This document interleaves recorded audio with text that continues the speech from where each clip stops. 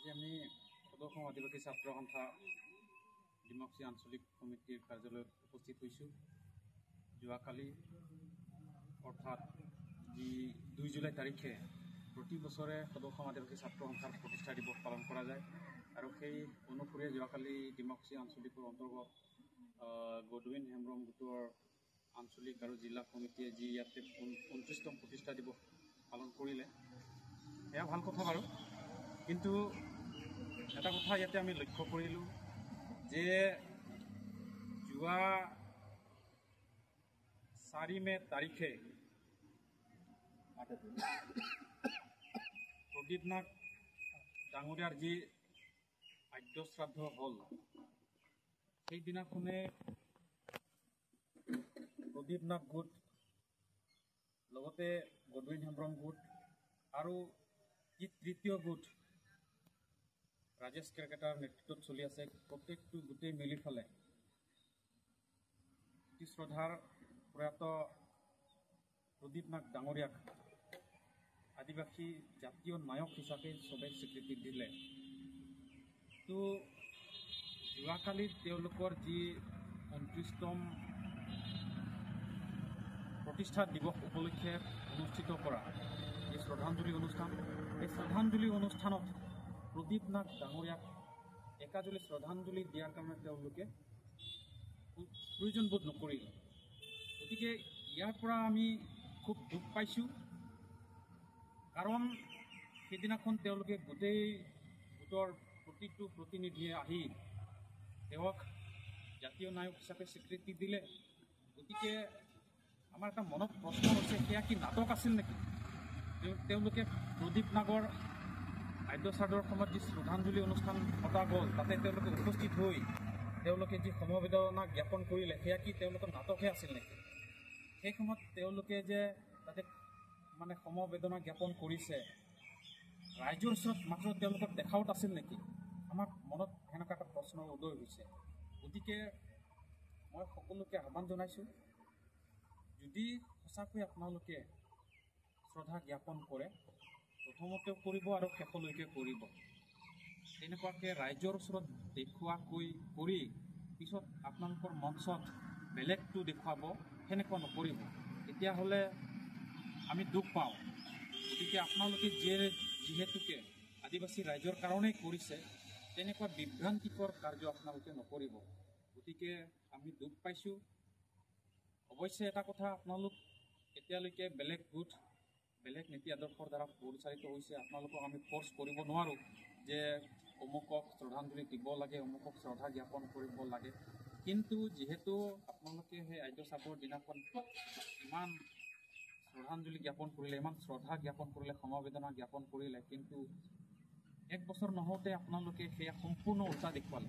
গতিকে ইয়াৰ পৰা আমাক খুব দুখ লাগিছে আৰু সেইকাৰণে আজি আমি ক'বলৈ বাধ্য হৈছোঁ, এনেকুৱা কিয় হ'বলৈ পালে? আপোনালোকে এটা মুখেৰে কয় যে আমি একত্ৰিত হ'ব লাগে, সকলোৱে মিলি একত্ৰিত হৈ আমি কাম কৰিব লাগে, আপোনালোকে কিন্তু কাৰ্যক্ষেত্ৰত সম্পূৰ্ণ বেলেগকৈ কৰে। লগতে এইটো কথা উল্লেখ কৰিব বিচাৰিছোঁ, কেইদিন আগতে যিটো বিশ্বনাথ জিলাত যি সংঘাত হ'ল, সেয়া দুৰ্ভাগ্যজনক, হ'ব নালাগিছিলে। কিন্তু যি পটভূমিত সেই ঘটনাবোৰ হৈ গ'ল আৰু এতিয়ালৈকে যি ৰাজেশ কেৰকেটাই তেওঁৰ ছ'চিয়েল মিডিয়াত যিবোৰ ভিডিঅ' বনাই তেওঁ আপলোড কৰিছে, সেয়া আমাৰ দৃষ্টিগোচৰ হৈছে। তেখেতে আমাৰ আচাৰ ল'ৰাবোৰক গুণ্ডা বাহিনী ক'বলৈ বিচাৰিছে। গতিকে আপুনি একত্ৰীকৰণ গোটৰ এজন নেতা বুলি ভাবে, কিন্তু আপুনি দুয়োটা গোটক একে ঠাইত বহুৱাবৰ কাৰণে আজিলৈকে সক্ষম হোৱা নাই, বা এতিয়ালৈকে আপুনি তেনেকুৱা এটা লব্ধপ্ৰতিষ্ঠ সিদ্ধান্ত লৈ আপুনি একত্ৰীকৰণৰ যি প্ৰচেষ্টা কৰিব লাগে, সেয়া আমাৰ পৰিলক্ষিত হোৱা নাই। কিন্তু আপুনি সমান্তৰালভাৱে আপুনি এটা বেলেগ এটা সংগঠন চলাবৰ কাৰণে আপুনি চেষ্টা কৰি আছে। আপুনি য'ত একত্ৰিত হৈ থকা জিলাসমূহত গৈ আপুনি বেলেগ গোটৰ আশা বনাবৰ কাৰণে চেষ্টা কৰিছে, যিটো গোটৰ নাম একত্ৰীকৰণ গোট। সেইটো আমি বুজি নাপাওঁ। একত্ৰীকৰণ গোটৰ অৰ্থ কি? দুটা গোটক মিলাবৰ কাৰণে চেষ্টা কৰাৰ এটা প্ৰচেষ্টা হ'ব লাগে। কিন্তু আপুনি সমান্তৰালভাৱে বেলেগ গোট খুলি তাতে আপুনি আঞ্চলিক কমিটি গঠন কৰিবলৈ গৈছিলে। আঞ্চলিক কমিটি গঠন কৰি আপুনি তাতে বিভাজনৰ চেষ্টা কৰিছে। গতিকে সেয়াত বিভাজনমুখী যি কাৰ্যৰ দ্বাৰা মানুহ বিক্ষুব্ধ হৈছে আৰু বিক্ষুব্ধ হৈ যি মানে অনাকাংক্ষিত পৰিস্থিতিৰ সৃষ্টি হৈছে। গতিকে ইয়াৰ কাৰণে সম্পূৰ্ণভাৱে দায়ী আপুনি।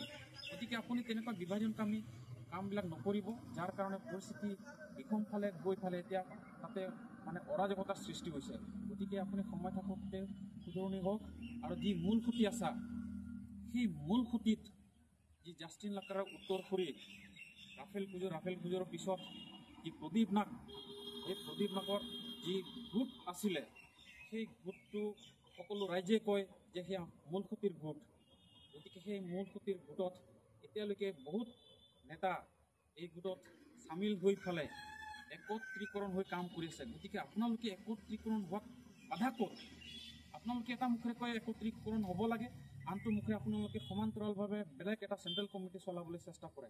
এই চেণ্ট্ৰেল কমিটিৰ আণ্ডাৰত ডিষ্ট্ৰিক্ট কমিটি আৰু আঞ্চলিক কমিটি গঠন কৰি পেলাই আপোনালোকে একত্ৰীকৰণ আপোনালোকে কাম কৰিব বিচাৰে। গতিকে সেয়াটোতো একত্ৰীকৰণৰ কোনো লক্ষণ নহয়, কোনো উদ্দেশ্য নহয়। গতিকে আপোনালোকে সময় থাকোঁতে ভাবি চালি জাৰি চাই যিটো মূল খুঁটিৰ গোট আছে, মূল খুঁটিৰ গোটত সকলো চামিল হৈ পেলাই আমি অসমৰ ধুবুৰীৰ পৰা শদিয়ালৈকে একত্ৰীকৰণ হৈ আমি আদিবাসী ৰাইজৰ কাৰণে আমি কাম কৰিবলৈ আপোনালোককো আহ্বান জনাইছোঁ। যিহেতু আজি আমি ডিমাকুছি আঞ্চলিক অফিচৰ প্ৰাংগণত আমি সকলোৱে জমা হৈছোঁ। যোৱাকালি যি এটা কাৰ্যসূচী হৈ গ'ল গডউইন ফেকশ্যনৰ 29 প্ৰতিষ্ঠা দিৱস, ভাল কথা। যিহেতু সিহঁতৰ চেলিব্ৰেশ্যন কৰা এটা অধিকাৰ আছে, ভাল কথা।